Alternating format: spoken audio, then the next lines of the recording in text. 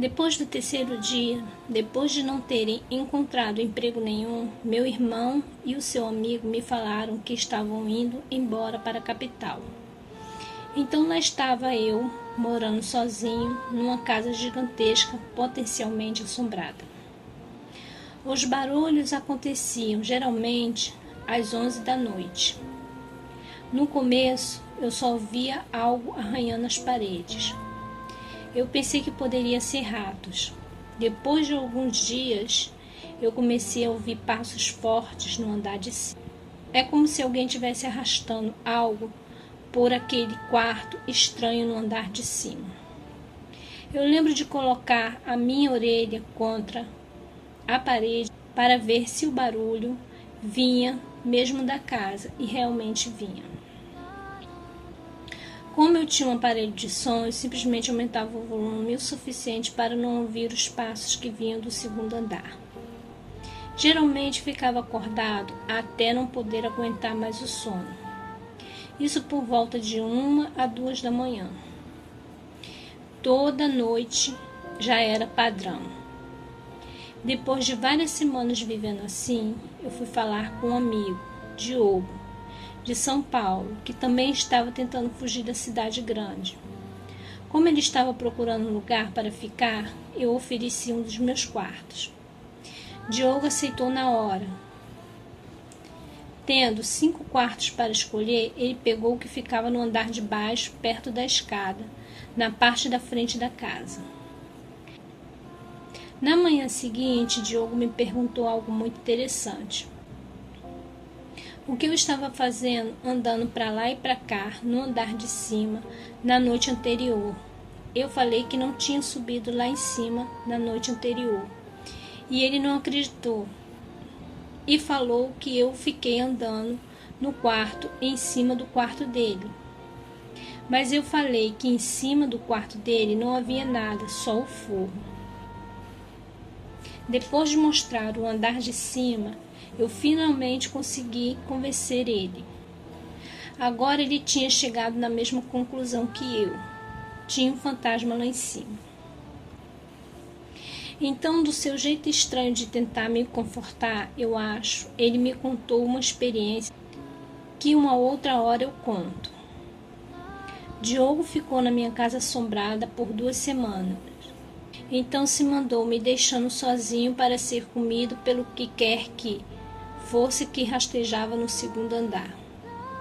Algum tempo depois, acabei esbarrando com uma amiga da cidade.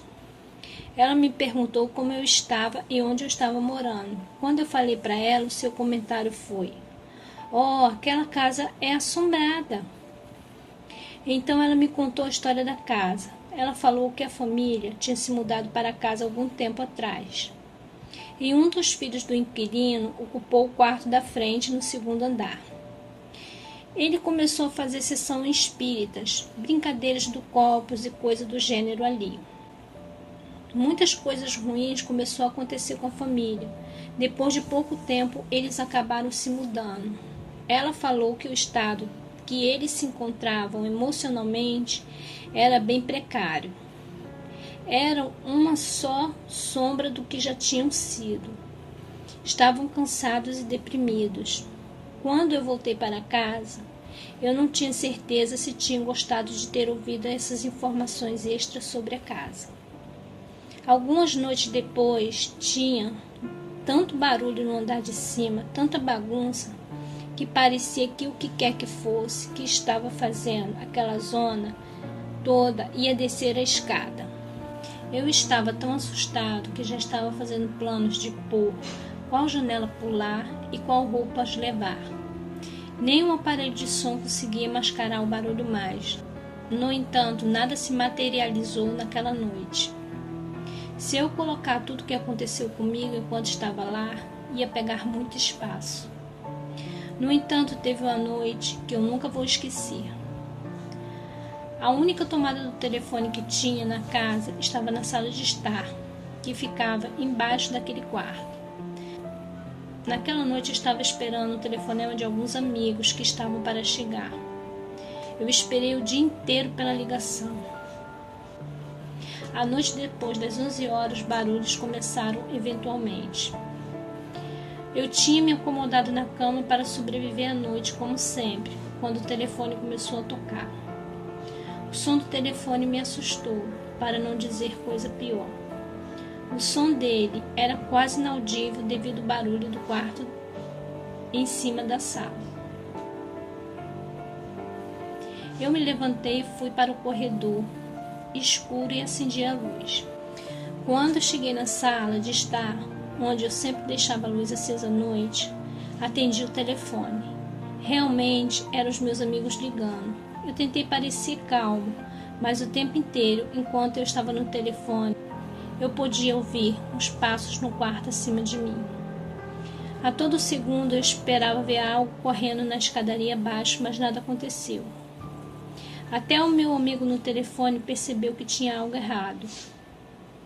Como já era de se esperar, eu nunca consegui um emprego estável, então fui forçada a me mudar. Adivinha para onde? Sim, de volta para o São Paulo.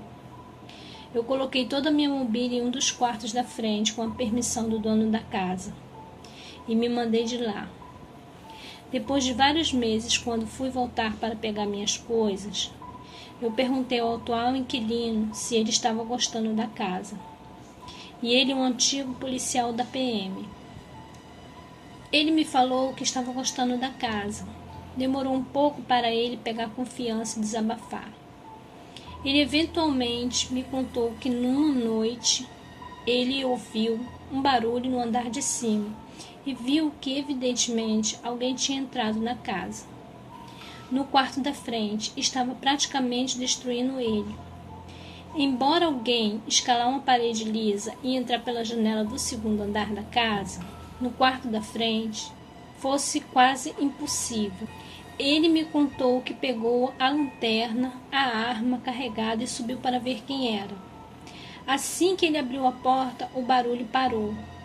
Ele olhou o quarto vazio inteiro, com a janela fechada, trancada por dentro. Então ele foi dar uma olhada no forro, pelo buraco. Ele entrou lá dentro e foi até uma ponta, a outra, e não viu nada. Assim que ele voltou para o quarto e deu mais uma examinada, ele chegou à mesma conclusão que eu tinha chegado quando me mudei para lá. Ele então me falou que uma noite, já era tarde, ele estava vendo TV na sala. Ele e a mulher viram uma aparição, uma névoa com o formato de uma pessoa. Mas nada muito definido. Descer a escada. Passou por ele, indo em direção da frente da casa, e entrou em um dos quartos. Ele foi ver o quarto depois, mas não viu nada. Eu só voltei lá mais uma vez depois, 2 anos mais tarde. Depois de ter falado a história para uns amigos no carro enquanto passávamos pelo vale, nós fomos para uma das cidades que tinha por lá. Paramos em um supermercado para comprar comida e fomos ver a casa. Tinha acabado de escurecer. Quando nós chegamos, fomos para a porta de trás e eu vi que não tinha ninguém na casa. Uma das pessoas que estava com a gente era uma mulher religiosa e ela colocou a mão na porta e começou a rezar.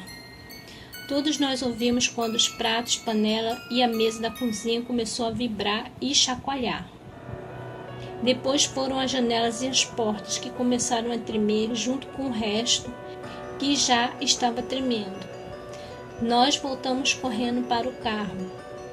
Quando chegamos lá, tinha uma substância viscosa na maçaneta do carro, que não estava lá quando paramos na cidade, há apenas alguns minutos. Não precisava nem dizer que eu nunca mais cheguei perto daquela casa. Meu nome é Luiz, sou de São Paulo, capital. Boa noite.